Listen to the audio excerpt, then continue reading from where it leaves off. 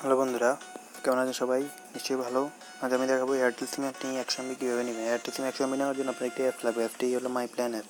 মাই plan অ্যাপসটি আপনি অবশ্যই প্লে স্টোর পেয়ে যাবেন। প্লে স্টোর থেকে ডাউনলোড করে নেবেন। ডাউনলোড করার পর আপনি জাস্ট এখানে লগ ইন করবেন। লগ ইন করার পর আপনার যারা নতুন যারা ইউজ করতেছেন তারা প্রথমে নাম্বার দেবেন। নাম্বার দেওয়ার পর একটি কোড আসবে। কোডে আসার পর আপনি জাস্ট আপনার পিন কোডটা বসিয়ে দেওয়ার পরে সাথে সাথে এখানে 100 MB ফ্রি পেয়ে যাবেন, যার মেয়াদ থাকবে একদিন, যা সবসময় ইউজ করা যাবে।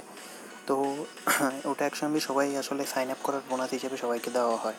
যারা নিয়েছেন তারা তো নিয়েছেনই, আর যারা নেই তারাও ইজি পেয়ে যাবেন। আর অ্যাপটি আপনি প্লে স্টোর থেকে ডাউনলোড করবেন। আর একটা হলো যে কিউ এমবি আরও বাড়াবেন, তার জন্য আপনাকে যেতে হবে প্রোমো ওর রেফারেল। এখানে ক্লিক করবেন। এখানে ক্লিক করার পর আপনার রেফারেল কোড বসাবেন। আপনার রেফারেল কোড অন্য কোনকে দিবেন।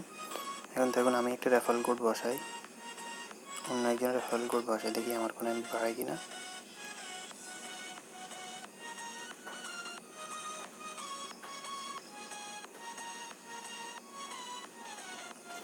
রেফারেল কোড হচ্ছে যে যখন কেউ আপনার রেফারেল কোড দিয়ে খুলবে মাই প্ল্যান অ্যাপটি খোলার পর যখন সে 100 টাকার উপরে কোনো এমবি কিনবে তখন আপনাকে 100 রিওয়ার্ড পয়েন্ট দেওয়া হবে।